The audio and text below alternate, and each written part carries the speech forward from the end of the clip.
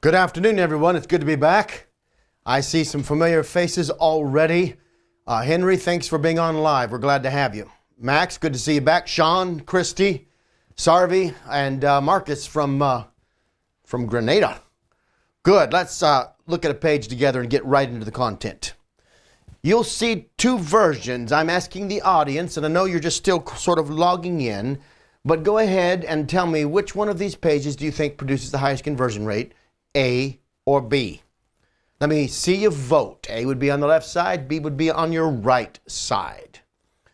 And some of you may be familiar with these. This is a classic case study from our files, but let me see what you think. Stephen says B. Thank you, Stephen, for being brave and the first to vote. Somebody else, which page do you think? Henry Pierre says B. Beth says B. Lynn says B. Sean says B. There's a lot of B's today winning. All right. We will unfold these two pages and explain the story behind each as this session continues. In the meantime, I just want to start by tying in what I'm going to teach today with what we're doing overall in the MECLABS family. We are trying to respond to this crisis in three ways. Number one, we're providing zero interest, customized pay-as-you-can plans for any offering that we have. That's for the large offerings, that's for also for the intensives and for the courses. Number two, I'm going to be teaching, I think it starts next week, but very soon, a live, interactive value proposition program, unlike anything we've done before.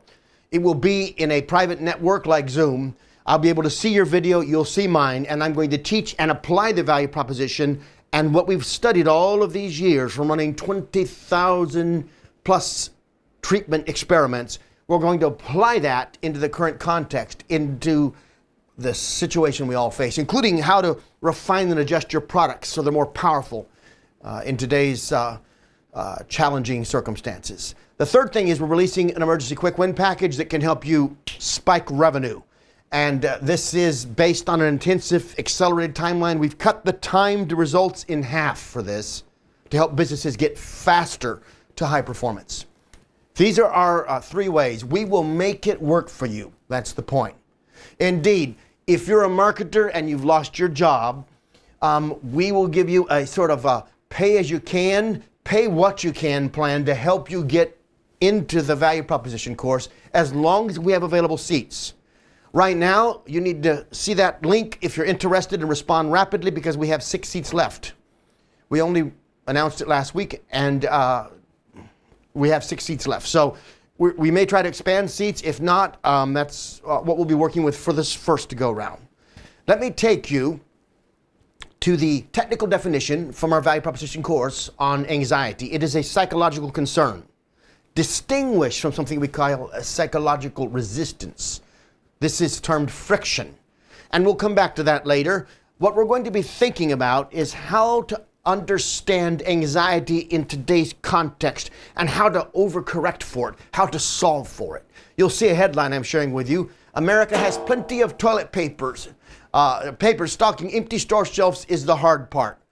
I have been asking for 2 weeks, and in preparation for this course, I've asked others, and I still don't know why toilet paper became impossible to find in stores everywhere. I do know that beneath the rational reason is an irrational concern connected to anxiety, and anxiety drives these types of what seems to be irrational behaviors. And in your process, in your sales process, anxiety can be especially lethal because people respond not in a rational way that they might to friction, but often in an irrational way that makes it very hard to correct. Let's look at another one. Chipotle offers free delivery tamper-proof packaging. Now, Chipotle is trying to address anxiety in a very specific way. If you read the article, it's quite interesting. They went further than this even. But the goal is to overcorrect. We'll talk about that coming up. If you've been certified in our program, in our training, you may have seen me teach on anxiety in the certification classes. Today I'm going to be teaching things I've never taught before. I will take you into new territory because we're in a new situation. By the way, good to see Chris And Chris, where are you joining us from? I know you've told me in the past, but remind us of where you're coming from. Wait a second. And Sean says, because toilet paper is cheaper than Kleenex for blowing your nose when sick. Could be. That's an interesting theory. You might be right on that, Sean. All right. And one more example of anxiety. This is a point carried by the Wall Street Journal, letting the readers know it's safe to handle the newsprint of a paper. They've been featuring information about this and how they limit human contact to the actual paper. They've been putting notices on the front page. This is, again, a response to anxiety. The point of all this is we are dealing at a time when anxiety is perhaps at the highest globally that it has been in maybe more than 50 years. And if we didn't have the problem, if we weren't facing this challenge, we still know from research that about 40 million adult Americans suffer from anxiety. In a normal year, you can imagine, I am in Florida. We were just notified that we're going into some version of lockdown. There's lots of ways it's described in different phrases in 2 days. The world is changing around us fast. Anxiety is about to go up. Have we lost something? No, I have echo in my sound. All right, I heard there's an echo. Can you guys hear me good? I thought you were in Zambia, Chris, by the way. That's why I wanted you to let me know. Good to have you from Zambia. And can the audience hear me good? Oh, by the way, there's Igor from the Ukraine. All right. I'm watching to see if you can still hear me, and sound is 4x4. Excellent. Excellent. Let's keep going then. All right, now I'm going to share with you the experiment that we talked about at the beginning, and then I'm going to start to break down with you an understanding of anxiety and what you can do to correct for it. And to do that, I'd like to share with you this test protocol 1594 from our library. The goal was to create more yeses in the quote element of the site. And so we ran two versions, and you're going to see a control, you're going to see a treatment. Now, it takes me about an hour typically to teach this case study. I won't take an hour now. I'm going to take about 3 minutes and show you the summary and then go deeper into the thinking regarding anxiety. And when I teach this case study in our formal classes, I have never taught it with the new points that I'm going to share with you today. But for now, there's the control and there's the treatment. If you voted for A, because they're switched now, if you voted a while ago for B, that's in the A position, meaning the winner a while ago when I asked you was A. In fact, the one on the right, that's the treatment, produced a significant increase over the control. Now you might wonder, how much was that increase? And you might wonder, what was the primary driver of the performance difference? So let's answer that question in two ways. First of all, 262% increase in lead rate. That's a 262% increase in the flow of leads. That's a stunning impact. And the way we achieved it was by dramatically reducing anxiety. Anxiety can have such a negative impact on your conversion rate that we've got to learn to control it, and particularly in today's environment. So what I'm going to do is walk you through three principles. Before I do that, I just want to point out this. Tomorrow, not on this channel, we're establishing a new channel. It'll be under my name, but right now it's MECLABS.com/transform. I'm going to talk now about what we've learned in the lab all of these years and how it applies to your own life, to your personal value proposition. And I believe firmly that in the midst of this crisis, there's a tremendous opportunity for you and I. This is a moment like we haven't experienced, well, at least in my lifetime. And so within the crises is a hidden opportunity to transform the way you think about your work and your life. And tomorrow at 3 p.m. at that URL, I'll be beginning to teach that. That's a new channel for us, so be sure and subscribe. And let's keep going. So here's the first point. We need to realize where the deepest source of anxiety comes from. Typically speaking, when we think about correcting anxiety in our processes, we focus on those things on the page. The page is this external. It's this element that exists outside of us. And so we try to relieve anxiety, and in doing so, we often make many mistakes. One of those is to simply address the source of anxiety. Now, my son was in Thailand as the crisis was breaking out. And he was running a business and exploring Thailand on his way to Vietnam. And I don't have to explain to you that after 33 years of marriage and raising a family, what it was like for my wife to worry about my son and his situation. He wasn't worried. She was. I can tell you that had he said to her, "Mom, I'm going to be fine," and he probably would have been, it would not have made her feel any better. That would have been a rational response. He could have even made it better. "Mom, I'm going to be fine because I'm in an area where right now there is none of these, that we have no cases." He could have said, and that would have been true at the time. He could have said, "Mom, I'm going to be fine because I've done X or Y or Z to prepare myself." Any one of those statements might have been true. They might have been rational, but it didn't work. It wouldn't have solved the anxiety she was feeling as a mother. And indeed, the solution he had, was to get on a plane and get home. It's a good thing he did, because his friends over there are still stranded, still trapped. Now, my point for you is this. Anxiety is often approached, addressed, tackled from the wrong understanding. So let's start with the fundamental truth you need to get a hold of if you're going to correct anxiety today in your home, often in your business, but we're talking in particular about in your interaction with the public as we come out of this crisis. Some of you are shut down completely. Some of you can still operate, but all of us are going to be dealing with anxiety. And the first point is this: the locus of anxiety comes from an inversion of what we understand trust. So if I were to look at your web pages, and in a moment, I'm going to take pages you submitted. We're going to study them through the lens of anxiety. So stay with me. Under my second point, we're going to get into a lot of that. I only want to make one important observation at this present moment. We think that anxiety comes because people don't trust us. But what we fail to understand can be summarized in a single quote. I don't trust you because I don't trust me. Now, if you're confused about that, let me explain.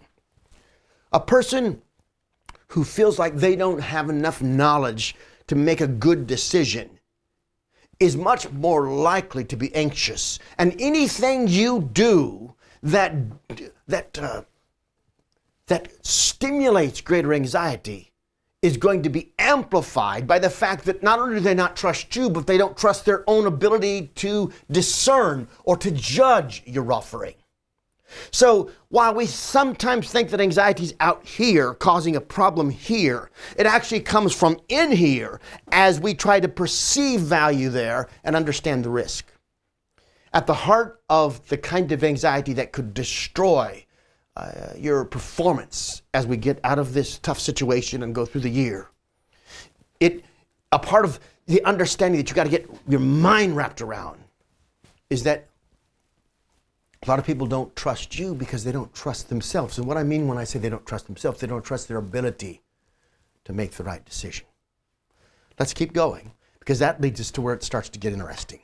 We need to guard against the reverse amplification of anxiety. What is the reverse amplification? Meaning often in our websites, we do things to reduce anxiety that only cause more. You say, what are you speaking about? I'm going to take pages you submitted and show you. Let's talk about something that many of us are missing right now. And so over on the right from the control room, can you pull up thekickfurther.com? This was a page submitted by somebody in our audience. We're going to look at it. All right, and as it comes up, I just want to scroll down into, by the way, join the retail revolution. We could sure talk about that headline. I'd like to help you. You really need to improve that headline, but let's keep going all the way down till we get to the testimonials. I want to show you something we see all the time.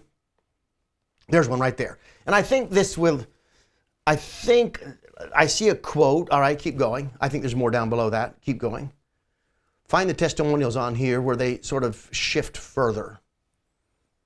Quickly. All right. Am I missing them somewhere? All right. I think the page has changed since we just pulled it up. Swiftly, we can come back to it. Do you see? If you don't see it in there, let's keep going. Move to effectivebusinessgrowth.com. Go to, I'm going to come back to that one. I have effective business. What else do you have pulled up, Benaiah? Effective business growth, CCAT, and multimedia. All right, go to CCAT. Okay, here's where I want to go. Yeah, let me see CCAT. We're going to pull that one. Hold it to the side and go to multimedia.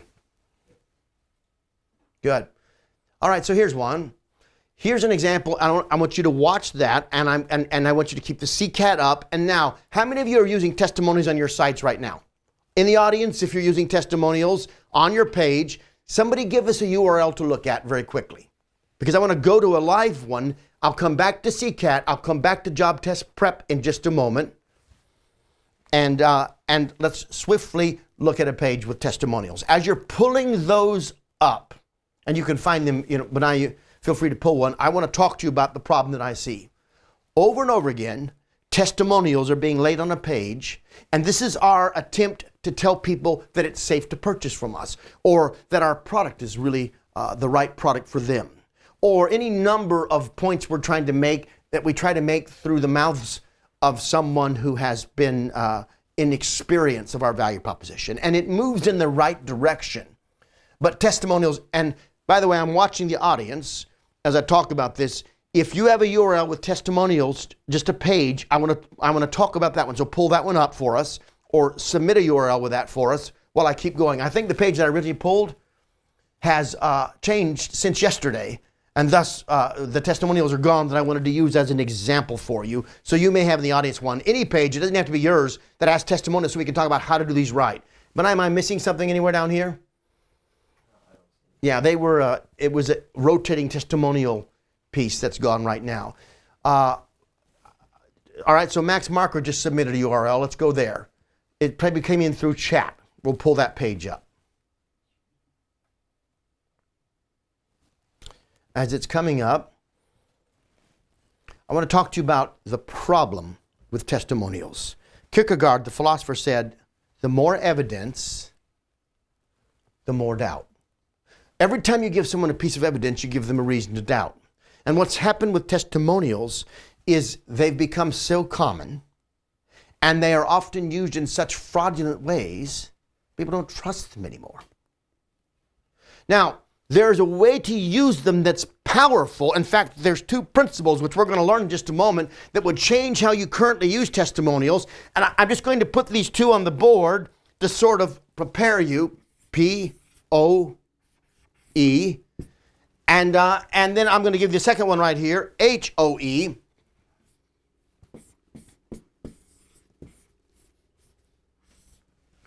All right. And then let's go over, do we have the Max Marker page that was just, by the way, Sullivan, good to see you. We're glad to have you. Two testimonies near the bottom of the page. Just scroll right down to the bottom. All right. Can the audience, here we go. So here's a page. Go straight to the bottom. Keep that up so that we can look at them.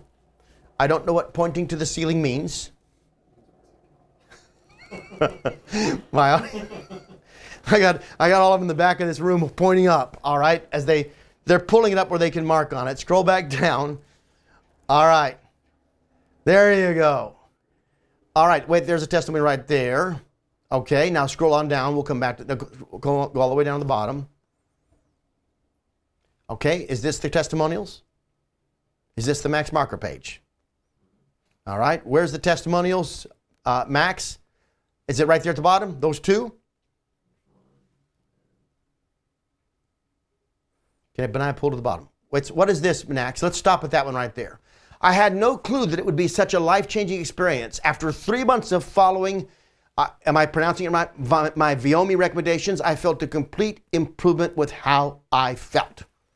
Now that is a powerful claim, and it's doing something right. It's got Emma, it's got her last name, and it's got her picture. This produces more power than, say, Emma A. Maybe Emma A. Seattle, or some situation, some place where she's at. We've come to think that putting testimonials on our pages like this by themselves will produce high impact, but they don't. Anymore, they're almost a waste of your space. You say, why? Because they just create more anxiety. We start to wonder, is that a real testimonial? How do I know I can even trust that? Did they just make those up? You say, are people making things up? Go back to my deck for a second. Let me share something with you. So switch over. All right. As they're switching over to the deck, here we go. General testimonials produce counter-anxiety. Here's an example. Buyer beware, scourge of fake reviews hitting Amazon, Walmart, and other major retailers. That's CBS News. Here's another one. How to spot fake reviews on Amazon, Best Buy, Walmart, and other sites. What's happening is people instinctively don't trust these testimonials, and now we're discovering that there are all sorts of devices and shady, sketchy operations who will help you generate testimonies for your site that are not legitimate. So you think that by putting that testimonial on your site, you're relieving anxiety, but you're not. Because it doesn't have the one of two things that makes it more powerful. And here's the first one. POE, that's preponderance of evidence. In fact, let me write those where I can see them. Preponderance of evidence. An example of that, you're going to have to switch back and forth quickly with me, gentlemen. Go to Job Test Prep. I'm going to show you preponderance of evidence. That's that CSCAT test. Go there.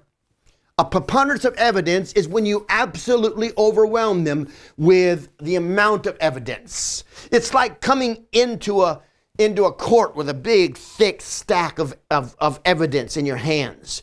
In this case, scroll down to the testimonial section of this page. We're getting ready to help this organization. They're based in Israel. Scroll all the way down.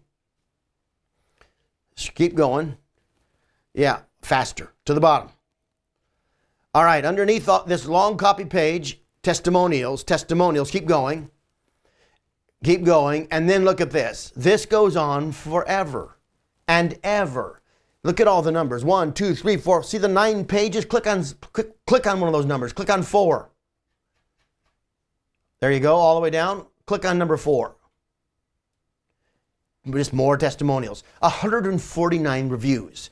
Now, the idea that a preponderance of evidence produces not something that everyone's going to read. The mistake we make is, well, no one's going to read all that. You don't want them to. They don't need to. But there needs to be so many that it seems powerful. Now, that's just one way. The other way is notated this way. And you may want to think about that. I like to use this acronym when I'm thinking about it. These are called high authority references. And we're talking about a reference, and I think I know we saw one on the page that we had prepared earlier. Let me tell you which one it was. Go to, well, you can go, I think I saw one on Max's page further down, but let's go up to across these, the one that was blue, I can't see. Click on multimedia. Click on the multimedia tab right there. Now look at this testimonial. Chris Taylor, Director of RF and Wireless Components, Strategy Analytics. So this is a third-party group that has some cachet in the industry. And he said, I ended up running another Coax line to my TV room dedicated, and he goes to explain what happened, and he raves about how effective it works. Why is that testimonial stronger than Joan S. from somewhere? Because that testimonial comes from a person of high authority. The higher the authority, the more powerful it is. Indeed, when the economy gets bad, and Warren Buffett tells us, steady, it's going to get better, that single testimonial from Warren Buffett can impact the entire stock market. Why? Because his authority is so high. Now, what are we trying to say here? I'm trying to say that many times when we try to correct for anxiety, we do it in the wrong way. And one thing we have to do is be careful about just slinging some testimonials on a page. You're better off to do nothing. It helps you not at all, gets in the way.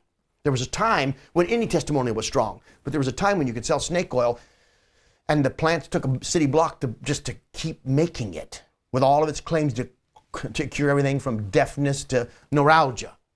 People don't trust those testimonials anymore. So be careful that you don't use testimonials which actually foster anxiety. Instead, rely on a preponderance of evidence or a high authority reference. Now, as you're thinking about that, I'm going to take you to the second problem we have to be very careful of. So take me back to the deck if you would.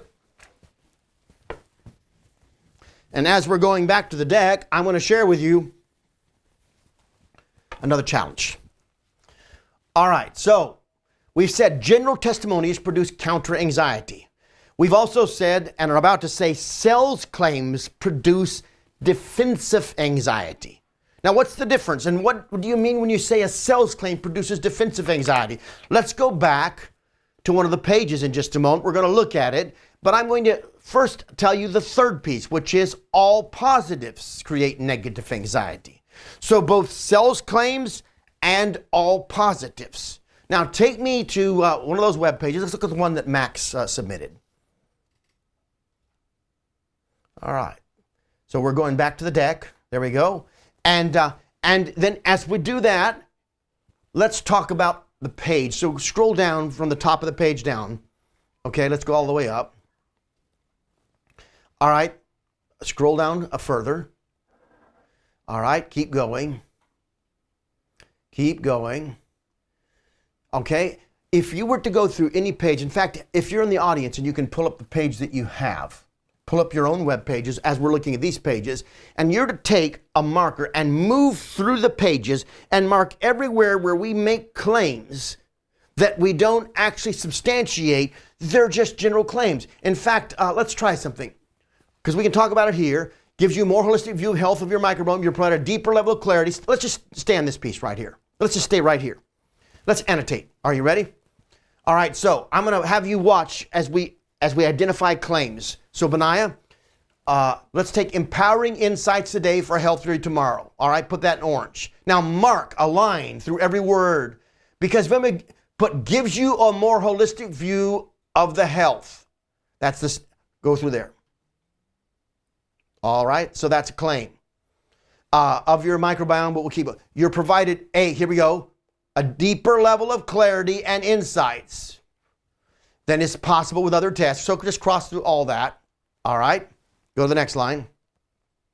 Let's look at the next one. Unrivaled learning about, so orange line through that, the whole thing. That's it. Eliminate your diet guesswork with your personalized 90-day nutrition plan. Okay, another one. Personalized second recommendations right for you. Yep, that's a claim too. You don't know that it's right for me, or you haven't given me any reason to conclude that. All right, so just hold that for a second. Now scroll back up. If you were to look at this and you were to say, what is this page saying that will help me drive more revenue, and we were just to focus on this section, for instance, the answer is almost nothing. You say, but why? Because you're making claims without building in me the process that would allow me to draw these claims as my conclusions. Your claims are not the same as my conclusions. My conclusions I trust. Your claims I don't. So the goal of the page should be to talk about the why. Now, hear me very closely. The why in terms of the product design and its value proposition that produces those types of results. If I see the why, I may conclude what you need me to conclude so that I will decide what you want me to decide. But until I can see that, all I must do is listen to your claims and then take defensive action, protecting myself against a bad decision or being quote unquote sold something that isn't right for me. Now I know something about this product, and I know that Max is working very hard to improve these pages, and it's bold of him to share them with us. I also know that it's a good product, or at least that's been my own conclusion from what I've heard about them. But you can't draw that from this type of copy. This copy simply puts me into that counter place where I've got to protect myself. Audience, is this making sense? This produces a new kind of anxiety. I don't know what to believe. I don't know what to trust. In the same way that we thought by putting testimonials on the page that would reduce anxiety and help me trust you, but it doesn't. Not in the way most testimonials are used. And in this way, putting lots of claims on the page, we're trying to make you realize we can help you, which should relieve my anxiety or your anxiety, but it doesn't. Because you're doing it in the form of claims.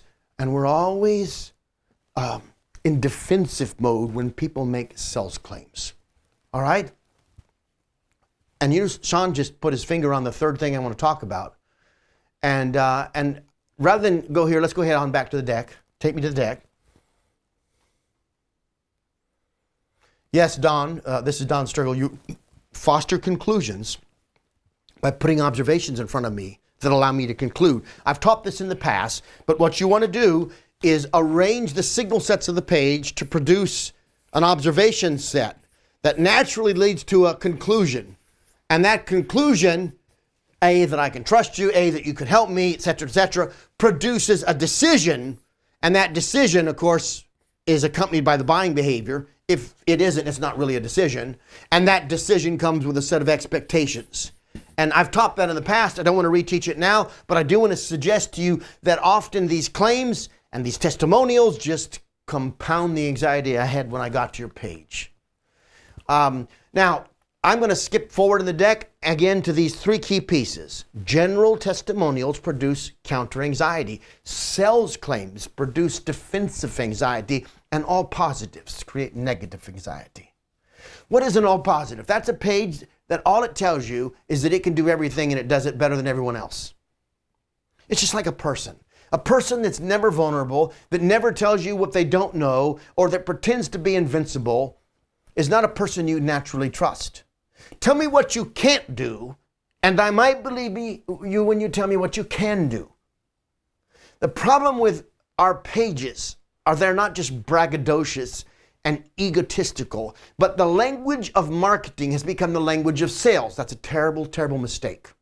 They are not the same thing. The language of marketing, as Peter Drucker knows, makes sales redundant. Good marketing makes sales almost unnecessary. Good marketing puts that conclusion naturally in the mind that precedes the decision and thus drives that behavior you're looking for. But if you don't do that properly with your marketing, then you're just taking sales language, bringing it back into the earlier stages of the thought sequence and putting people off. Why? You're doing that because they don't find anything they can trust. There's no safe harbor in your pages. So we compound anxiety. They're not sure they're making the right decision. Be careful. Be very careful, because almost all the web pages out there, even those right now addressing this crisis, are addressing it in the wrong way.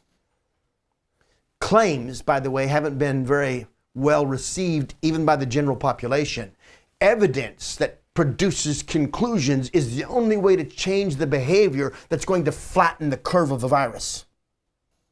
What we do is get on there and make conflicting claims, and people don't know what to trust or what to believe. But when you see a well-produced video, which I have, that shows how it spreads and lets you visually understand what's going on in the data and what's causing that, you suddenly conclude, oh, I better be careful. But that's because you didn't see a claim, you saw data. You had an observation set that produced inside of you a conclusion that changed behavior. Our leaders need to understand that, because what they're doing right now has produced a lot of the wrong behaviors in our society. Let's keep going.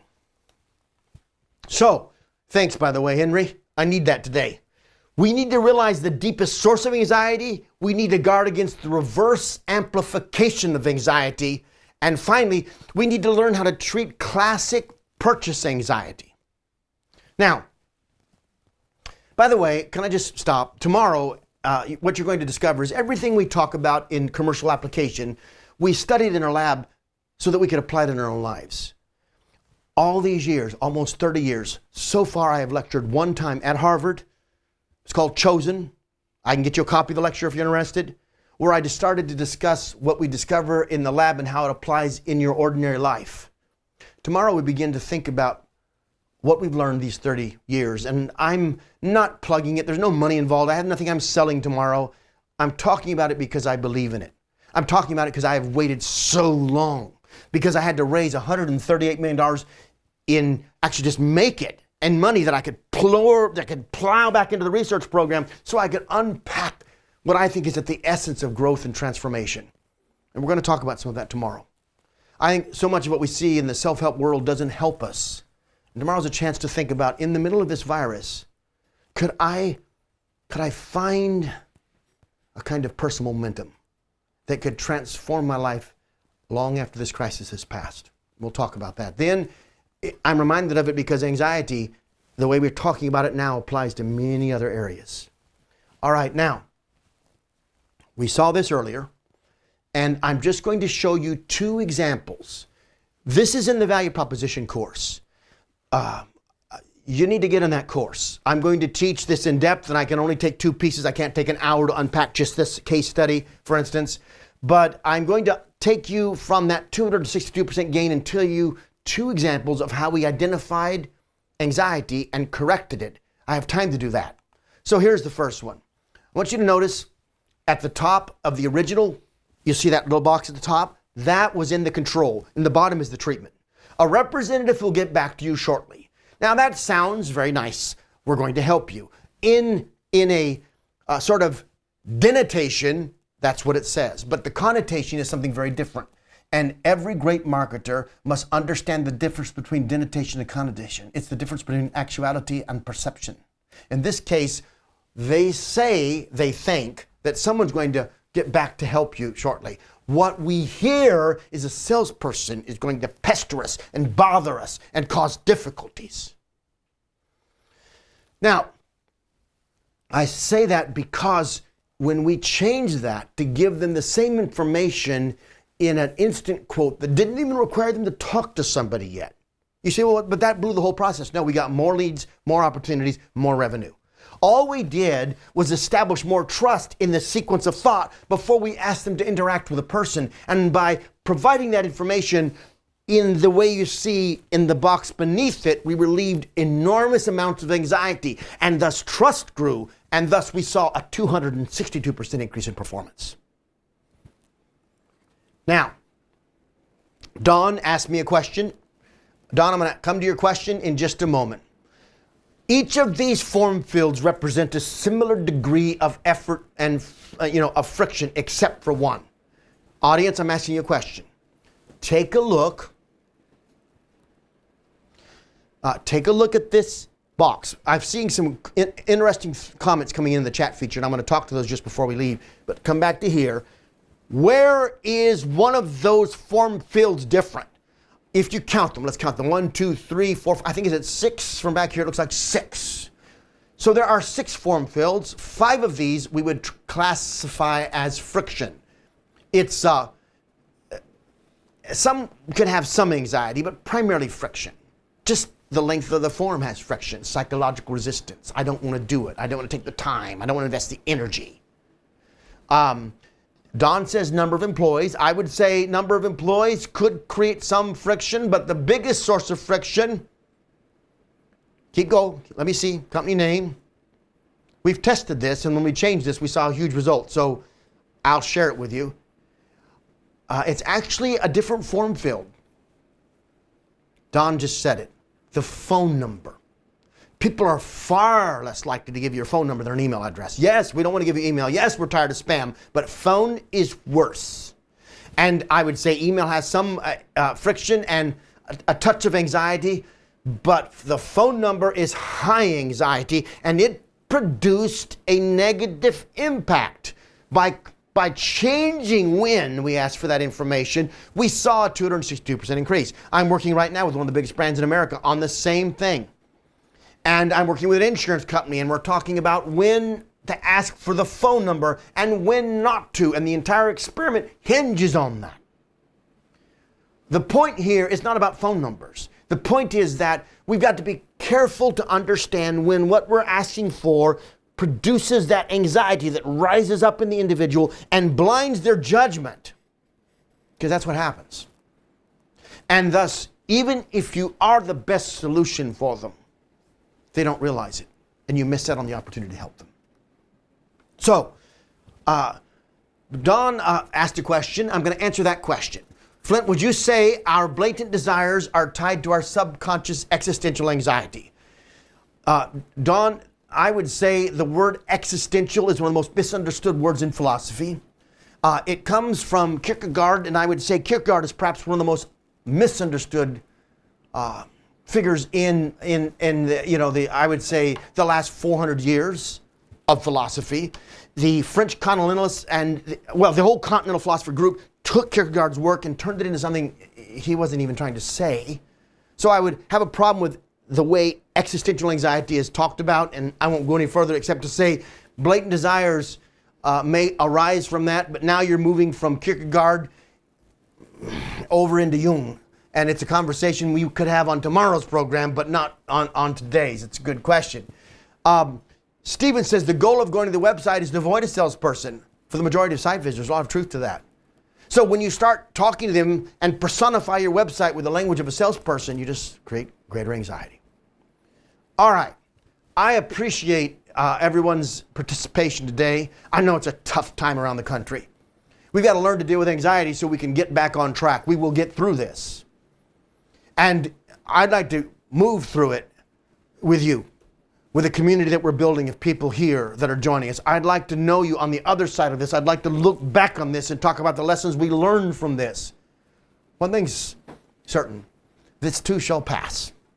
And if we use it as the opportunity it can be, we'll come out better on the other side. We'll also come out with a closer community. Beth Rose just asked, does removing the required on the phone decrease the anxiety? Yes, Beth, it does. We've tested it over and over again. But sometimes you need the phone number. So you have to justify their giving it, and you have to promise them what you won't do with it so that they feel less anxiety and more likely to say yes. I want to thank everyone for joining us today. Please come back tomorrow to the new channel where we can talk about things in a way we've never talked about on here before. I look forward to it. We may continue to build out there, and here you can learn about commercial application, and there you can learn about life application. But for now, I just want to thank you for trusting me, taking your time. There's a lot going on right now. Yes, Sarvi's asking about a new channel. Let me just suggest, there's an earlier slide, Sarvi. Tomorrow I'm going to be teaching on the hidden opportunity in the midst of this crisis. And that channel is, go to, I think, forward, MECLABS/transform. And that'll get you there for tomorrow. Can I just draw your attention as I end back to this slide? I want to stress this for everybody that's on here. I want to say what you see at point 1. We're providing zero interest. What does that mean? Customized, pay as you can. I don't know how to get more flexible. You know what the point is? I want to help you. We're trying to pay our bills too. We've taken a huge revenue impact, but we're going to make this available for every single person one way or the other. One of the things we're doing is the interactive value proposition training. That's going to be something unlike we've ever done before. And I'll be able to see you now on video and work with you during that training. And I'd like you to be a part of that. And if you're having trouble paying for it, talk to us. We'll help you. If you can pay for it, please do. We need to pay the bills too. But we really want to make certain that we work with every single person who's being hurt right now because of the situation. And most of all, if you need to change a spike in your revenue, talk to us about the quick win, and we'll do what we can to transform the results on your number and get you a increase that drives dramatic improvements. Thank you, everyone. Thank you for your trust. You take care, and I'll see you tomorrow.